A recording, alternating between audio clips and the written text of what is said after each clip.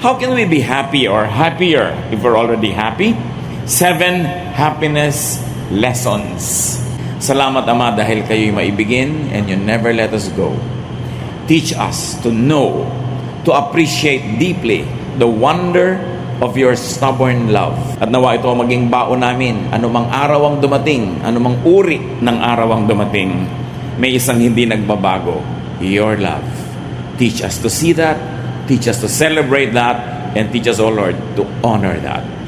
Forgive us our sins, cleanse us so we can see you face to face. We commit this time to you, asking you to be our preacher. Kayo nawa, Panginoon, na maging tagapangaral, yung magandang kalooban nyo, ipaunawa nyo sa amin, at kami naman maging masunurin sa inyo. We celebrate your goodness. Speak to your people, O God. Use only your servant as your tool, but be the speaker. In the name of Jesus, your Son, we pray with thanksgiving. Amen. 7. Magbilang tayo, ha? 7 happiness. 7 lessons in happiness. At ang ating pag-aaralan ngayon ay walang kamatayang storya ng tinatawag na prodigal son. At paano tayo kukuha ng kaligayahan sa isang kwentong tulad nito? Luke 15:11-12. Jesus told them another story. Once a man had 2 sons. The younger son said to his father, "Give me my share of the property." So the father divided his property between his 2 sons. Ang naging usual na paningin agad sa kwentong ito ay masamain yung ginawa nitong mas nakababatang anak. At laging siya ang kontrabida sa kwento.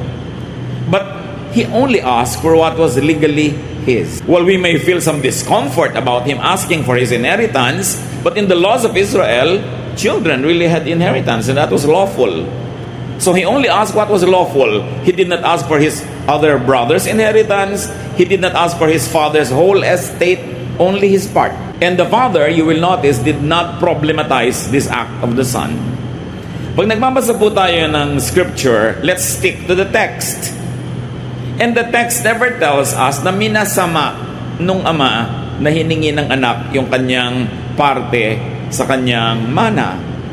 So far, so good. Hiningi ng anak ang kanyang parte, ibinigay naman ng ama. No judgment there because the text does not pass judgment. Luke 15:13-14. Not long after that, the younger son packed up everything he owned and left for a foreign country, where he wasted all his money in wild living. He had spent everything when a bad famine spread through the whole land. Soon, he had nothing to eat. Pwede naman nakuhanin yung mana, invest, o ilagay sa bank, itago. Maraming pwedeng gawin. Ang piniling gawin nitong anak na ito, ilustayin yung pera niya. At hindi lang basta lustayin, it was not a bad business decision, it was not a bad investment in wild living. Kung ano man ang kahulugan ng wild living nung araw na yon. Pero may isa na agad na lesson in happiness here, na madalas hindi natin nakikita bilang mga anak ng Diyos. Kasi dinidemonize agad natin yung ginawa ng anak. The first lesson here is to enjoy. Enjoy your birthright, your inheritance. Enjoy your resources. And enjoy your time. Hindi natin ginaglamorize, ginagawang modelo yung ginawa ng anak. Pero, ba't kaya ikinwento ni Jesus ang kwentong ito? Surely, these stories, these characters, symbolize deeper meanings in life. But first of all, withholding judgment for or against the son, what he did was to enjoy. Ang pag-enjoy lang sabi, wild living, and he wasted all his money. But nevertheless, nobody can deny the fact that he had fun.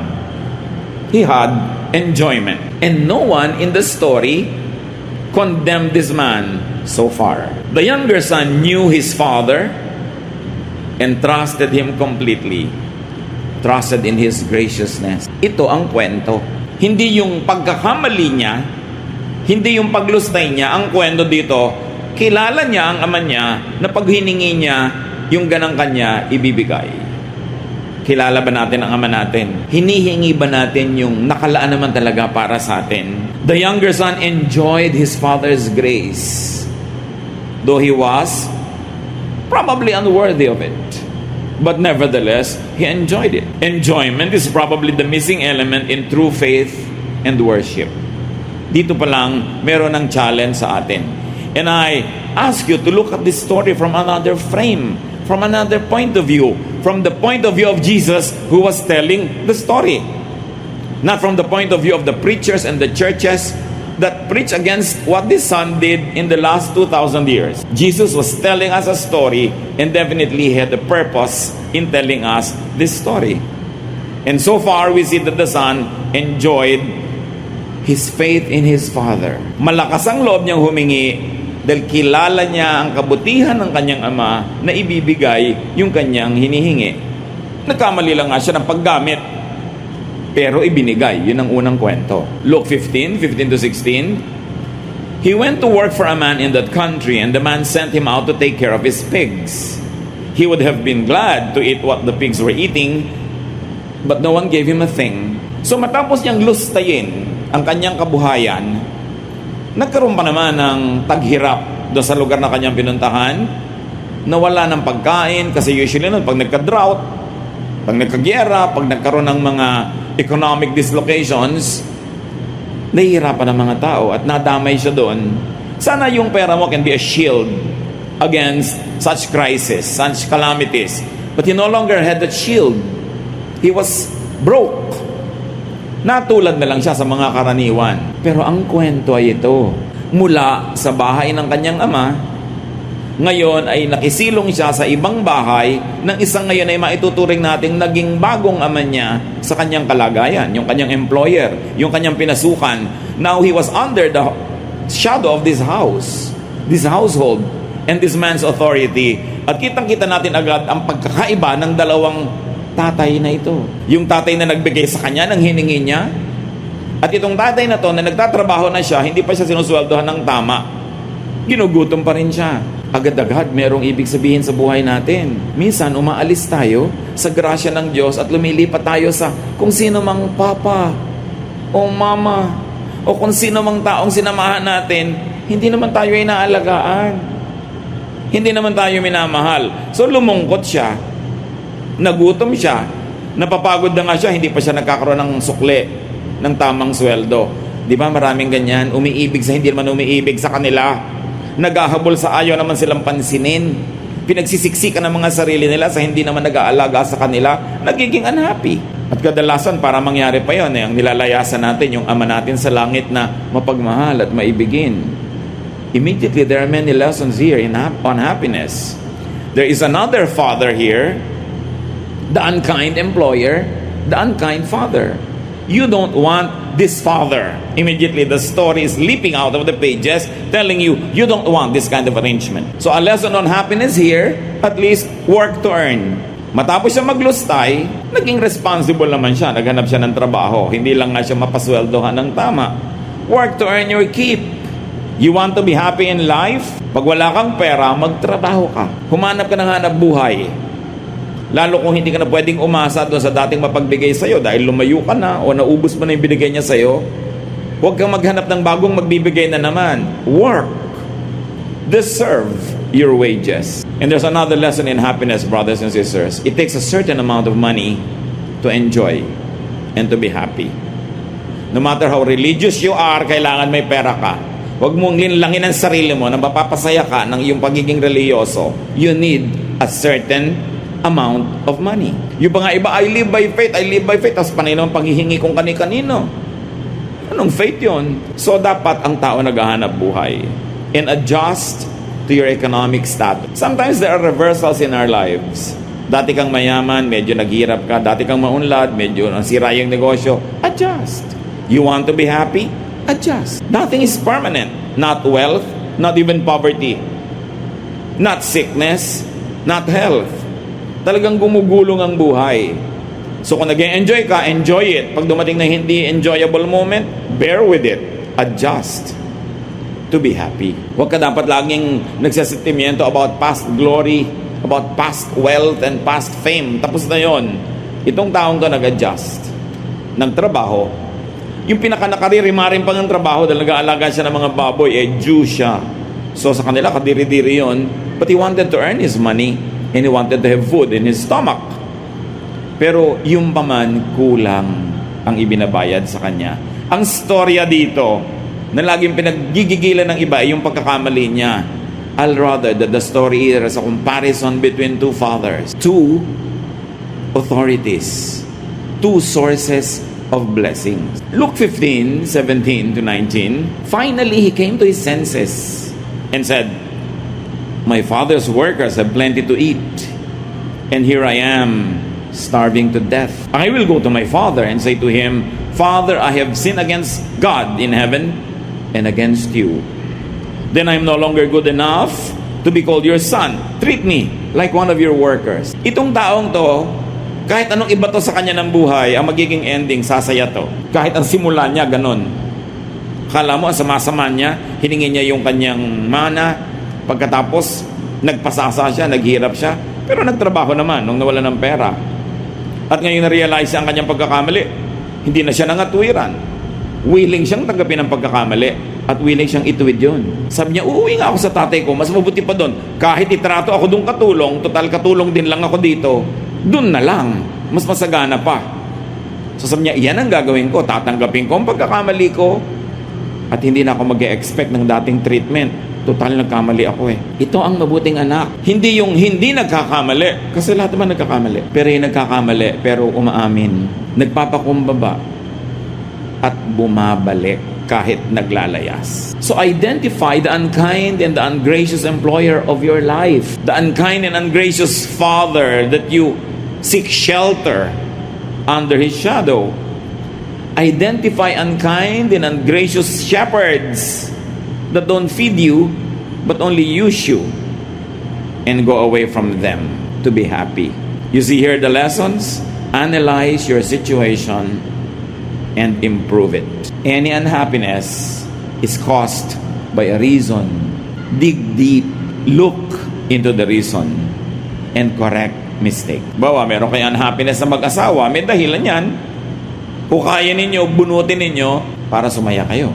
Meron ka unhappiness sa family, sa work, sa profession, sa romantic relationship, with yourself, laging may dahilan. Huwag mong itago sa sarili mo yung dahilan. Harapin mo siya.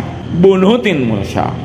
At kung kailangan magdusa ka sa paggawa nun, magdusa ka. May inaantay ka namang panahon ng paggaling, panahon ng restoration. Kesa wala kang hinihintay, tas hindi mo binabago ang sitwasyon mo na di naman maganda. Seek better conditions if you want to be happy. Huwag kayong tumanggap na lamang na para kayong walang kalaban-laban at walang choice.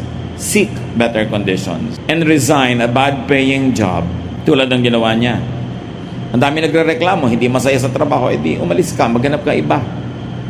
E paano po, mahirap naman maghanap. O di sige, diyan ka na lang, huwag ka na magreklamo. Hindi naman pwedeng sabay yan. Pero ginawa niya yung dapat niyang gawin. Ang laki ng risk kasi hindi niya alam ang magiging reaction ng father niya. Pero at least alam niyang tatanggapin siya kahit man lang katulong. Brother and sister, get out of a bad deal. Get out of an unfair relationship. Get your share of what the Father likes to give you. God wants you happy. Proverbs 6:5, free yourself like a gazelle from the hand of the hunter, like a bird from the snare of the fowler. Yan, utos yan, itinuturo sa mga taong naging garantor ng utang ng iba. Sabi, pag na-realize mo na naging garantor ka pala, alam mo ba na hindi ka malaya? Kasi pag hindi siya nakabayad, ikaw ang mapapahamak. So, huwag kang magpahinga, huwag kang matulog hanggang hindi mo nababawi ang pagiging garantor mo. Free yourself like a gazelle. Alam niyo yung mga gazelle, may yung mga hayop na may mga sungay, na yung sungay nila kuminsan sumasabit sa mga tinik, sa mga siit. Pag hindi nila napawalan yung sarili nila doon, pag may dumating na hunter o pag may dumating na ibang hayop, kayang-kaya silang kainin. Kaya sabi, yan ang sitwasyon mo if you are committed to something very bad. Get out of that commitment para maging malaya ka. Sasabihin ng iba, paano naman po ako lalaya sa husband ko na ng babae, hindi tumutulong sa akin, hindi ako sinusustentuhan, di ba, kasal po kami. Yes, hindi ko sinasabing tanggalin mo yung pagkakakasal nyo, pero maghanap buhay ka para pagka hindi ka niya sinusustentuhan, hindi ka nakaasa. Gusto mo maging malaya, at least kung hindi ka malaya legally from that marriage, malaya ka financially. Hindi kahit ano na lang ang iba to sa'yo, tatanggapin mo dahil wala kang hanap buhay. Kailangan maghanap buhay ang tao. Tulad ng ginawa nitong lalaking ito, kahit taga-alaga ng baboy, kailangan meron siyang kitain para siya may kainin. Some people get into very bad marriages, really. But what do? At least you minimize the impact of a bad relationship. At least be economically independent. Gumawa ka ng paraan, hindi madali. Pero lalong mahirap na umaasa ka, alam mong harap-harapan na hindi ka na iginagalang, wala ka lang magawa dahil economically dependent ka. So, learn from this man. It was difficult, but earn your keep and free yourself. Back to the story. Luke 15:20. The younger son got up and started back to his father. But then when he was still a long way off, his father saw him and felt sorry for him. He ran to his son and hugged and kissed him. Ine-expect niya siguro pagagalitan siya. Ang istorya talaga dito, hindi yung anak, hindi yung pagkakamali niya. Ang kwento dito tungkol doon sa ama. Kung anong uri ng ama siya. Dahil siya yung ama natin sa langit, only represented in the story by this father. So lesson on happiness, love those you love in spite of their antics. Learn from this father. Alam niya, hindi naman napakaganda ng ginawa ng anak niya. Nadagdagan pa ng pagkakamali. Nadagdagan pa ng failure. Pero nung umuwi, ang una niya isinalubong, love, hindi sermon. Alam niyo yung umuwi, nagpapakumbaba, tumatanggap ng pagkakamali. Sermon ang pinakahuling kailangan nun. Dahil yung pag-uwi lang niya, pagpapakumbaba niya, daig pa niya ang nasermonan mula ulo hanggang paa. Hindi na kailangan ng additional sermon. Love your children. Love your wife. Love your husband. Love whoever needs your love. Love especially your family. And express that love. Hindi yung naaawa ka na, ayaw mo pang ipahalata dahil tinuturuan mo siya ng leksyon. Itong example na to ng tatay na ang supreme example because this is God being represented. Do not withhold love. Kumisan sa pagmamatigas mo, sa kagustuhan mo magturo ng leksyon, nagtitigas-tigasan ka pero actually, naaawa ka rin naman, gusto mong mahalin. Mahalin mo na lang. Yun ang kwento ni Jesus. It is love that empowers. It is love that lifts us up. And it is the Father's love that gives us the security that we all need. Nagulat siguro yung anak. Niyakap siya, amoy baboy siya. Gusgusin. Umalis siguro ang gwapo-gwapo. Pagbalik niya, yagit na yagit ang dating. Ang salubong ng ama, yakap. Hindi, ano? Diba? Ganun usually ang gusto mong salubong.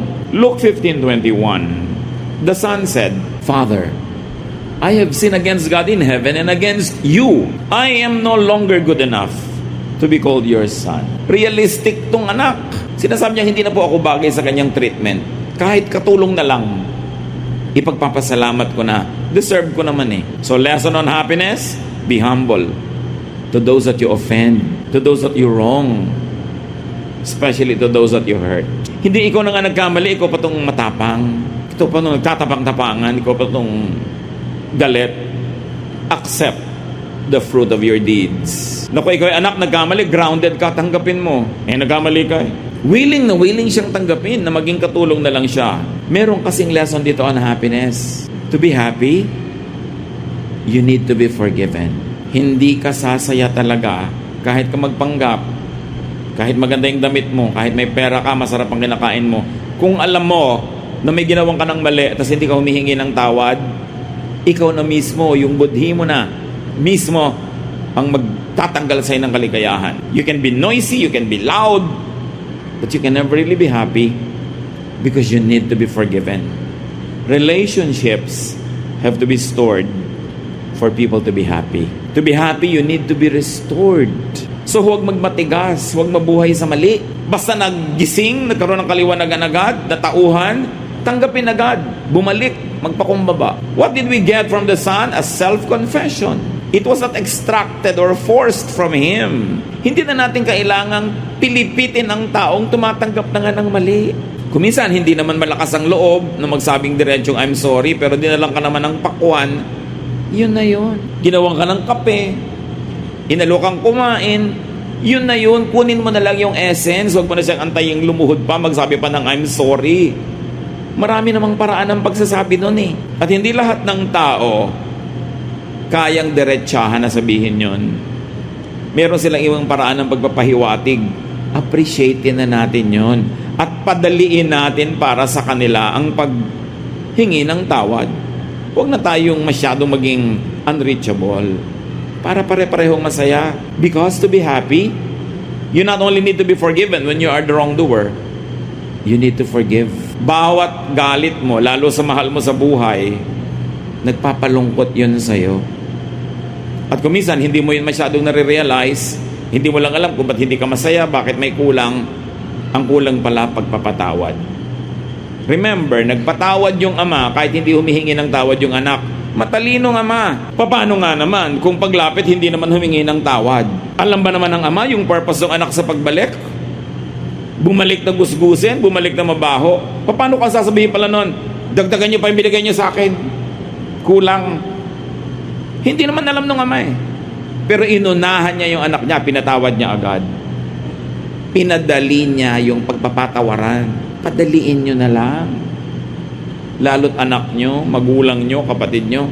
Mahirap naman na magpanggap tayong baliwala sa atin na may mga broken relationships. Hindi yun totoo. Iniinda natin yun. Tanggapin na lang. Paluwagin, padaliin ang buhay. So habang nagpo-protest pa yung anak niya sa ibinibigay na VIP treatment, nakinig ba yung tatay? Sinabi mo, kita mo na, sabi ko sa'yo. Walang ganon. Luke 15, 22 to 24. But his father said to the servants, hurry and bring the best clothes and put it on him. Give him a ring to his finger and sandals for his feet. Get the best calf and prepare it so we can eat and celebrate. This son of mine was dead, but has now come back to life. He was lost and has now been found. And they began to celebrate. Grabe yung mga symbols, the best clothes, which means you have a very high status. A ring, which means you are a prince of the kingdom or of the house. Sandals, which means you are a master, because the servants never wore anything on their feet. Diba? At hindi lang basta kung ano-ano ipinahanda, yung best. Alam niyo yung mga may kaya nung araw, maski pa nga yung hindi masyado may kaya, basta na ipipilit nila, may inaalagaan silang special animal na kakatayin nila lang pag merong super great event. Parang sa Europe, ang mga pamilya may itinatagong wine, very good wine, excellent wine, na pag dumating yung pinaka-esteemed guest nila, yun ang ilalabas. May ganon. Yun ang ipinalabas ng ama. The best reception for this son. How to be happy? Love lavishly. Magpakaluho-luho-luho kayo sa pagmamahal. The best lahat ang inilabas. And the point is, hindi naman deserving yung bibigyan. Hindi ka naman nagbibigay dahil deserving siya eh. Nagbibigay ka dahil loving ka. It's you, not the other person. Kaya masaya tong tatay na to. Natuwa siya, hindi niya ikinubli. Nag-celebrate sila, extreme. So love lavishly and love people more than things. Hindi niya sabing, etong nagastos mo. O ayun, alam mo kung magkano tong ring na to, magkano tong binibigay ko na naman sa yung sandals. No. Sa tatay, lahat ng yon baliwala compared sa pagpapasaya niya sa kanyang anak at sa kanyang sarili. Kasi nahihirapan din naman yung loob niya na magkalayo sila. Mas masayang magmahal kaysa laging mag-moralize. Lagi magbigay ng lesson, ng disiplina, ng parusa. Yung mga bahay na sobra ang discipline, panglabas lang yung ganda nun, pero hindi yun masaya. Aminin. Kung minsan nga sobrang disiplina, hindi mo alam kung palabas sa kapitbahay para walang masabi ang kapitbahay, pero masaya ba? Si Jesus ang nagkwento. Dapat pansinin yung mensahe. Remember, this father represents God. This father represents the God many believers do not know or appreciate up to now. They focus on the sin of the son and not on the grace of the father, which is the real story. Tingnan natin ngayon kung bakit gano'n ang pananaw ng iba sa Diyos. Kasi yung isang anak, gano'n ang pananaw niya sa tatay niya. Luke 15, 25 to 32. The older son had been out in the field, but when he came near the house, he heard the music and dancing. So he called one of the servants over and asked, "What's going on here?" The servant answered, "Your brother has come home safe and sound, and your father ordered us to kill the best calf." The older brother got so angry, and he would not even go into the house. His father came out and begged him to go in. But he said to his father, "For years, I have worked for you like a slave, and have always obeyed you. but you have never even given me a little goat so that I could have a dinner with my friend. This other son of yours wasted your money on prostitutes, and now he has come home and you order the best calf to be killed for a feast. Ito yung relihiyosong anak. Laging correct, laging proper, laging galit, ayaw sumali sa sayawan, sa music, napaka-separatist. Ganon siya dahil hindi niya kilala ang ama niya. Akala niya kailangan niya lagi mag-sacrifice para matuwa ang tatay niya. Kailangan niyang timpiin ang mga kaligayahan niya. Kailangan niya lagi magtipid. Kailangan niya laging sikilin ang kanyang nadarama, pati ang gusto niyang kasiyahan. Pero, nagustuhan ba ng tatay niya yung ganon? Kitang-kita niyo sa trato. Ginad siya agad ang kapatid niya. Sabi niya, he wasted his money on prostitutes. The verses never told us that he did that. Sabi lang, wild living. Pero meron na sa agad na buong ideya kung anong ginawa ng kapatid niya. At ginudge na niya, ito yung mga relihiyosong tao. Laging nasa simbahan, laging correct ang damit, laging tama ang behavior, pero judgmental. Pero hindi nag-e-enjoy sa buhay kasi hindi nila kilala ang Diyos. Akala nila ayaw sila ng Diyos na mag-enjoy. Akala nila gusto ng Father in Heaven. Lagi sila nagtitiis, nagdurusa, naghihirap, serve ng serve. Pero yun naman pala, masama ang loob. Yun naman pala, kinikim-kim yung kanilang mga hindi nagawang party. Sabi, nandito ako lagi, serve ng serve. Ni isang maliit na kambing dyan, hindi wala ko nabigyan para mag-party. Yung anak ba na yan, kung ano na pinagagawa sa buhay, best animal pa ang pinagpiesta sa kanya. Di ba ganyan? Mga legalista, mga moralista. Laging parang tama. Pero hindi sila sapat na tama sila. Kailangan sila lang yung tama. These people are not happy being righteous. They have to be self-righteous. They are not happy just being holy. They have to feel holier than others. Ito ang dalawang mananampalataya. At ayun yung ama na Diyos sa langit. Yung isa na hindi ganun kaligalista, pero kilala niya na ibibigay sa kanya at kilala niya yung ama na patatawarin siya. Sa palagay niyo, sino sa dalawang anak ang mas malapit sa loob ng magulang? His father replied, verse 31, "My son, you are always with me, and everything I have is yours." Parang sinabi lang na tatay, sino may sabi ba sa'yo na huwag kang magpiesta? Ayan naman lahat, nandyan. Ba't di mo ginamit? Lagi kang pa-perfect dyan. Lagi na lang may utang na loob sa'yo ang ama dahil hindi ka nagsasaya.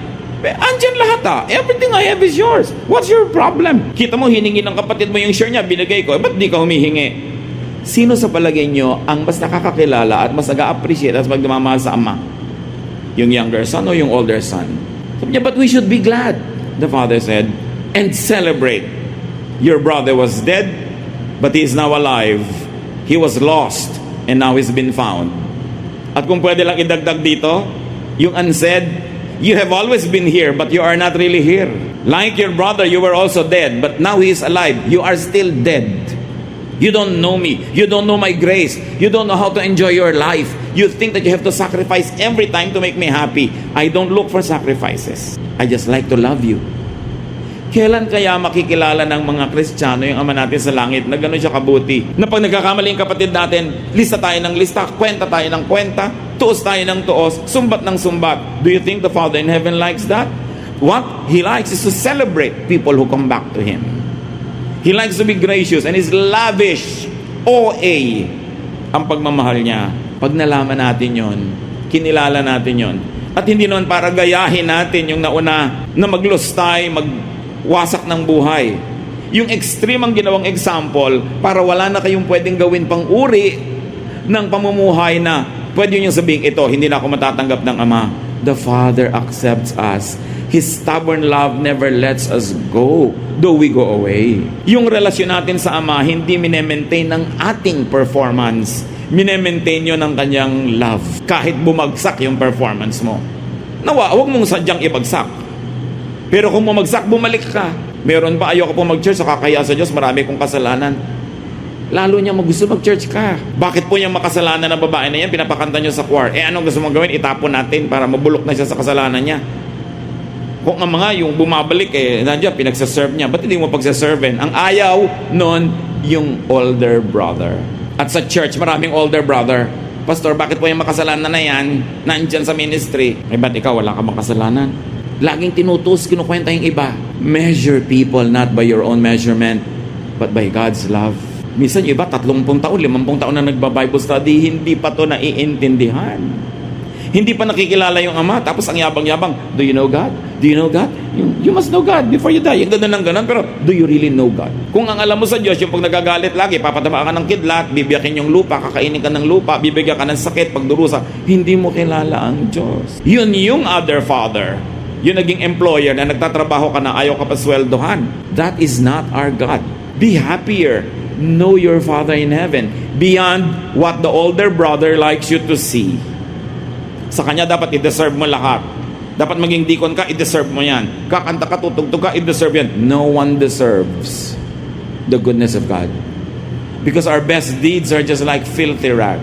Ang pinakamabubuti nating gawa ay para lang basahan. Kung ikukumpara sa kaluwalhatian ng Diyos, nobody is good enough. And the Bible is clear, no one is righteous. Not even one. Not even that older brother. Not even the conservative religious person. Lahat tayo may buntot, kanya-kanya lang hila. So dapat tigilan yung judgment, tigilan yung pagko-compare, and just enjoy God's love. Enjoy being in the house of God. So to be happy, do not hold grudges. Do not be bitter against people who enjoy themselves. Ba't magalit na galit itong lalaking ito sa kapatid niya? Hindi naman yung parte niya ang hiningi. Hindi naman yung parte ng tatay niya kasi mayaman pa rin yung tatay niya. Ang hiningi naman niya yung kanya. So ba't siya gagalit itong kapatid? Inggit. Marami rin mga religious people, inggit sa mga tao who have fun. Kaya ginadjudge nila. Tuwang-tuwa sila, you will boil in hell. Yung mga ganyan. Parang ang saya-saya nila dahil pupunta sa impyerno yung iba. May mga ganon. Pag nagkasakit, kita mo na, parusay ng Diyos. Parang tuwang-tuwa. Hindi kilala ang Ama sa langit. To be happy, brothers and sisters, do what is good, but do not sacrifice needlessly. God is not impressed with sacrifices. God is impressed with humility, with a broken and contrite heart. Hindi nagmamalaki, tumatanggap ng mga kamalian. And a great lesson here is to get and have your own fun and happiness. Hindi tulad nitong isang older brother, meron namang resources, hindi nag-enjoy. Siya patuloy na sa pagsabihan, bakit? Andito ka naman everything I have is yours. Sino ba may sabing, huwag kang mag-party?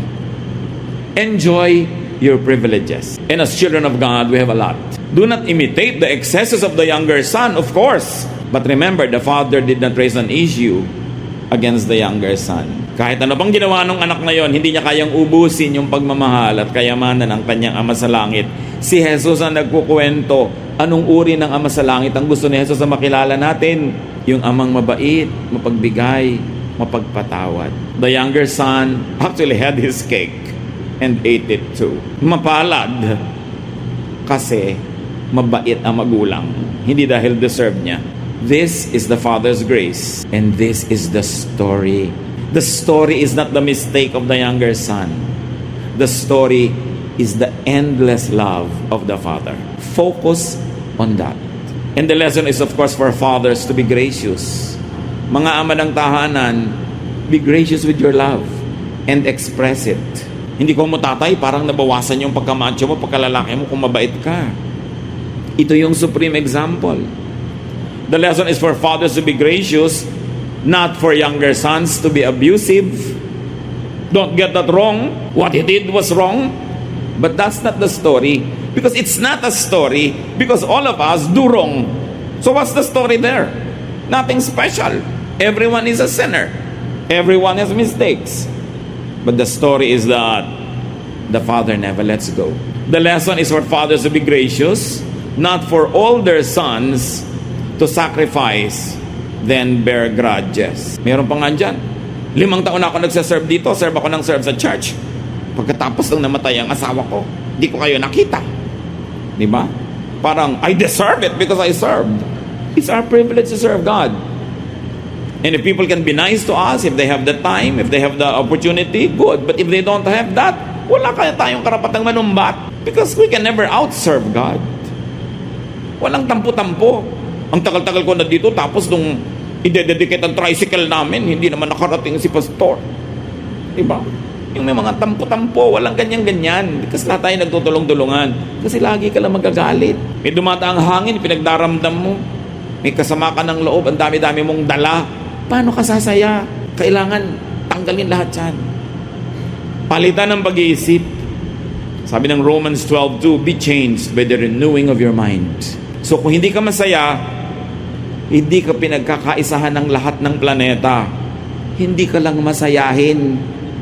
Palitan ang paraan ng pag-iisip, ng pakikitungo sa kapwa para sumaya-saya. Enjoy life. Sa palagay nyo, yun sa magkapatid, sinong nalugi sa dalawa? Di ba? Yung stricto. Siya ang nalugi. Ang ending naman nila, pareho lang silang nasa bahay uli ng tatay niya. Di pa siya nagka-fun. I'm not saying kopyahin natin buong-buo yung ginawa nung isa. Pero ang point is, hindi siya nangimi na mag-enjoy. Kasi alam niya, mabait ang tatay niya.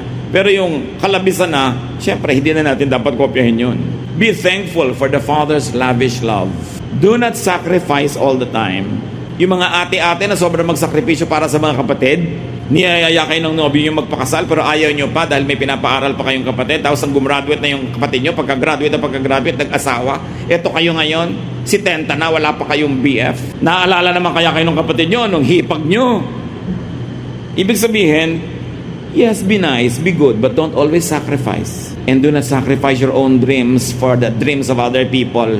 Kahit kapatid nyo siya. Because at the end of the day, people will be selfish. They will take care of themselves. They will not even remember you. Swerte ka na kung napaalala ka pa. Lalo kung nag-asawa pa to ng maramot. Kawawa ka ngayon. Ano magagawa mo? Lumipas ang pagkakataon. Kakanta ka kasabay si Tilly Moreno. Alam niyo yung kanta? Saan ako nagkamali? Saan ako nagkamali? Yan. Dahil sinakripisyo mo ang buhay mo. Sino ba may sabi magsakripisyo ka? So gumawa ka ng mabuti, pero isabay mo rin yung sarili mo sa enjoyment, hindi yung nakastop ka, sila go. Kasi ginoglorify yan ng relihiyon, pero hindi yan ang ginoglorify ni Jesus. Jesus wants you to have fun. It's no simple story that his first miracle was to make wine. And Jesus was called a glutton and a drunkard because he was in every party. When will you know Jesus, the real one, he sets people free? May babaeng nagngangalgal sa paanan niya, hinayaan lang niya. Sabi nung isa, kung alam lang niya na masamang babae yan, hindi siya papayag. Alam nga niyang masama, kaya siya pumayag. Dahil sa kanya, he's a friend of sinners and tax collectors. Dapat ang mga Kristiyano, friend of sinners and tax collectors, hindi judges of sinners and tax collectors. Kasi ang may papel nun yung Pharisees, not Jesus. It is the wrong father. Yung father na inaalagaan mo na yung baboy niya, ayaw ka pa sweldohan. But the gracious Father is kind. Love lavishly. Magmamahal na rin lang kayo, lagyan nyo na ng feelings para masaya. Pag may pagmamahal kayo hindi nyo ibinibigay, nagkakasakit kayo kasi hindi na express. Express it and be happy. Mga kapatid, learn from this story.